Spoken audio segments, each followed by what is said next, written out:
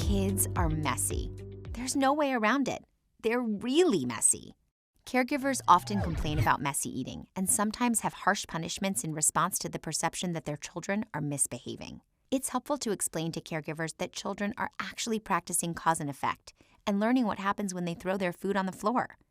This is part of the development of problem-solving skills, and though it's frustrating to clean, caregivers should ignore this behavior as much as possible and continue to redirect children in positive ways. When kids get sent home from school for starting a food fight in the cafeteria, that'll be a different story, but let's not get ahead of ourselves. So Kyla loves to eat, but lately she just plays with the food or throws it everywhere. So now I usually feed her myself, otherwise she makes a huge mess. Messy eating can be so frustrating, and I know food is expensive.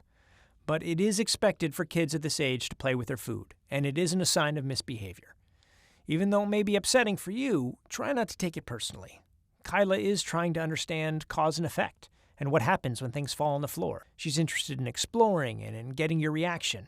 If you're frustrated throwing the food, you can give her something that you feel more comfortable with her dropping, like a spoon or a napkin. And then you can talk about what happens to the spoon versus the napkin when it falls. Even though it makes sense that you want to feed her to avoid the mess, it's still really important for Kyla to feed herself. Not only with her fingers, but also using a spoon. Kyla's working on her fine motor skills, hand-eye coordination, and learning to stop eating when she's full. Even though her messy eating can be a lot of work for you, try to remember that it's developmentally appropriate and that it will get better.